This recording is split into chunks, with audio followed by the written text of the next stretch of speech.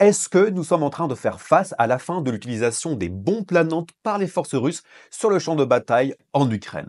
Mais avant de commencer, je m'appelle Joseph Roche, je suis correspondant en Ukraine depuis 2022 et sur cette chaîne YouTube, je parle aussi bien de mon travail en Ukraine, mais aussi de politique, géopolitique, relations internationales au Moyen-Orient, aux États-Unis et dans toutes les régions plus ou moins qui m'intéressent, mais quand même avec un focus assez important sur l'Ukraine. Donc si ça t'intéresse, je t'invite à t'abonner. Donc, comme je l'ai dit, on fait face à une diminution assez importante de l'utilisation des bombes planantes sur le champ de bataille. Mais avant de commencer, qu'est-ce que c'est une bombe planante? Une bombe planante, ou CAB en russe, ou FAB, ou glide bomb en anglais, sont, comme le nom l'indique, des bombes qui planent. Et en fait, ce sont des bombes qui ont un pod GPS et qui sont lâchées depuis un avion et qui planent avec plus ou moins de précision vers leur destination. Et le problème, c'est que c'est quasiment impossible pour les Air Defense Systems, pour les systèmes de défense antiaérien, de les intercepter parce qu'elles n'ont pas de charge de chaleur. Et du coup, vu qu'il n'y a pas de charge de chaleur, les systèmes de défense antiaérien du type Patriot ne peuvent pas aller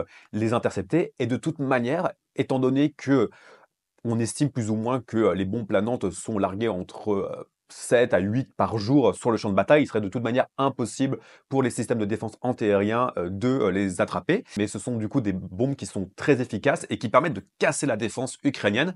Et d'ailleurs, on peut estimer la avancée russe sur le champ de bataille depuis l'utilisation massive en février 2024 de ces bombes. Et depuis l'utilisation de ces bombes, on voit quand même qu'il y a un avantage comparatif des Russes sur le champ de bataille. Le tout couplé avec des vagues d'assaut assez régulières de chair à canon, étant donné, comme on l'a déjà dit dans des vidéos précédentes, que les Russes, de toute manière, ont quand même, face aux Ukrainiens, l'avantage démographique, qui plus est avec une armée qui n'économise pas vraiment ses hommes et les envoie comme chair à canon sur le champ de bataille. Donc, glide bomb plus assaut meurtrier, eh bien, ça explique aussi les raisons pour lesquelles la Russie avance sur le champ de bataille. Mais il n'empêche que depuis maintenant un mois et demi, on voit une diminution de ces bombes planantes sur le champ de bataille et on va essayer de s'intéresser aux raisons derrière cette diminution. Et il y en a plusieurs.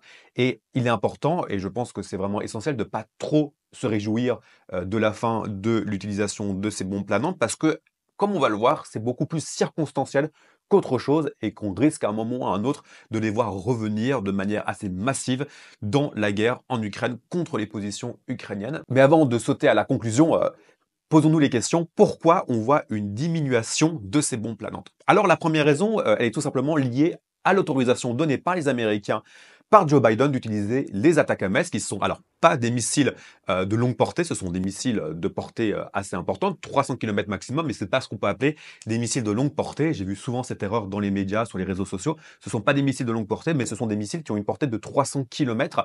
Et du coup, en tapant sur le territoire russe, ça force les Russes à prendre leurs aérodromes, parce que, comme on l'a dit, les glide bombs sont lâchés par des avions, de prendre leurs aérodromes et de les pousser en dehors du rayon d'action des ATACMS sur le champ de bataille.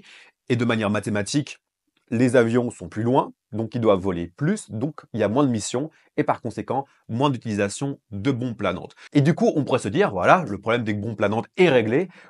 Ils ont été repoussés en dehors d'un champ d'action qui leur permettait d'être très efficaces. Du coup, on va arrêter de voir justement l'utilisation de ces bombes planantes. Et c'est là où justement, c'est beaucoup plus compliqué que ça. La deuxième raison qui explique la diminution de l'utilisation des bombes planantes sur le champ de bataille est tout simplement liée à la météo. Parce qu'il est important de prendre en compte que actuellement en Ukraine, alors même s'il fait quand même très très beau, là actuellement je suis dans l'ouest de l'Ukraine et j'ai jamais vu un temps aussi beau depuis que j'habite en Ukraine. Il fait pratiquement 10 degrés à Lviv. Et Lviv, il pleut tout le temps, hein. C'est vraiment genre la Belgique de l'Ukraine. C'est une catastrophe en termes de météo. Mais il y a quand même un temps qui est quand même extraordinaire où j'ai même bu un verre en terrasse dans le centre de Lviv il y a même pas une semaine. Donc le temps est clément envers les Ukrainiens. Et d'ailleurs, ça pourrait faire l'objet d'une vidéo parce que ça leur sert énormément étant donné qu'il y a quand même moins de pression sur les centrales électriques qui sont quand même bien amochées par les attaques régulières de l'armée russe. Du coup, il y a moins de pression étant donné qu'il fait moins froid, il y a besoin de moins de chauffage, donc moins de pression, donc c'est quand même une bonne nouvelle. Mais tout ça pour dire que c'est quand même pas non plus les Antilles, donc il fait quand même assez moche dans pas mal de régions d'Ukraine, et notamment dans le Donbass, où il y a beaucoup de pluie, il y a beaucoup de brouillard. Et le problème, c'est que, comme on l'a dit, ces bombes planantes sont dirigées, et elles sont dirigées par GPS, et elles ont besoin des coordonnées et ce sont les drones qui donnent les coordonnées des positions. Mais il n'empêche que sur une ligne de front comme dans le Donbass, ils ont besoin d'avoir des coordonnées assez précises et ces coordonnées sont données par les drones. Et étant donné que les drones actuellement ne volent pas énormément à cause de la météo, eh bien, par conséquent, ils utilisent moins de bombes planantes, le tout couplé au fait qu'ils font moins de missions étant donné que leurs aérodromes sont plus loin, ça explique aussi cette diminution. Et la troisième raison, alors qui n'est pas du tout liée à la météo, mais qui est aussi liée aux drones, c'est que les Ukrainiens, depuis 2024, sont vachement améliorés dans la guerre électronique. C'est vraiment l'apanage des Russes. Les Russes, on peut leur reprocher beaucoup de choses, mais ils sont quand même très bons en guerre électronique. Ils arrivent pas mal maintenant à brouiller, par exemple, les systèmes HIMARS, et ils arrivent aussi à brouiller, bien sûr, les drones. Mais les Ukrainiens ne sont pas en reste avec quand même une augmentation de compétences dans justement la guerre électronique, et notamment dans le brouillage de drones. Et on fait la conclusion qu'on a fait lors justement de la deuxième raison, c'est que étant donné qu'ils brouillent plus les drones, ou qu'ils interceptent beaucoup plus les drones, il y a maintenant des drones intercepteurs de drones, donc c'est des petits drones qui arrivent, qui voient un drone et qui attaquent, et qui plus est, qui vont augmenter avec l'intelligence artificielle. Là, la semaine prochaine, je vais faire un reportage dans une usine qui commence à développer des drones qui fonctionnent à l'intelligence artificielle, donc je ferai peut-être un retour par rapport à ça dans une prochaine vidéo, donc abonnez-vous à ma chaîne pour ne pas rater justement ce reportage. Et du coup, par conséquent, comme je l'ai dit, interception de drones par des drones, guerre électronique, les drones russes peuvent moins donner de coordonnées et par conséquent peuvent moins utiliser de bombes planantes. Donc ces trois facteurs, à savoir utilisation d'attaques AMS, météo et augmentation de compétences ukrainiennes dans la guerre électronique, expliquent cette diminution d'utilisation de bombes planantes. On risque de voir une augmentation lors du printemps, étant donné que la météo ne va plus être un problème pour les Russes. Est-ce que les Ukrainiens, en même temps, vont réussir à monter en compétences encore plus en guerre électronique pour essayer de pallier leur retard par rapport aux Russes et éviter justement l'utilisation de drones sur le champ de bataille? Parce que vraiment maintenant, c'est le drone qui règne en maître sur le champ de bataille, beaucoup plus même que l'artillerie. Moi, j'ai des retours d'expérience de soldats qui expliquent que maintenant, il n'y a plus que ça qui pose problème. Et même moi, en tant que journaliste, euh, j'allais souvent sur la ligne de front. Maintenant qu'il y a quand même beaucoup plus de drones, parce que l'artillerie, c'est l'artillerie. Si on arrive à se mettre quand même dans un range d'action pas trop proche, justement, de la première ou la ligne 0. Moi, en général, je fais de la ligne 3, de la ligne 2. Ça m'est arrivé à plusieurs reprises de faire de la ligne 1 et de la ligne 0. Ligne 0 une fois seulement, et ça m'a largement suffi.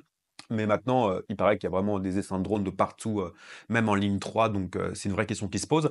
Donc c'est une question qui va se poser aussi sur, justement l'augmentation en capacité, de la guerre électronique, contre les drones russes. Mais voilà, tout ça explique la diminution de bombes planantes. Aujourd'hui, on est plutôt à 400-500 bombes planantes utilisées par mois, tandis qu'en octobre, on était à 1000 bombes planantes par mois. Donc on voit vraiment une diminution de 50% pour l'instant. Donc la question qui va se poser, c'est est-ce que ça va rester comme ça? Est-ce que les Russes vont réussir à contourner les problèmes auxquels ils font face? Est-ce que les Ukrainiens vont réussir à les contrecarrer?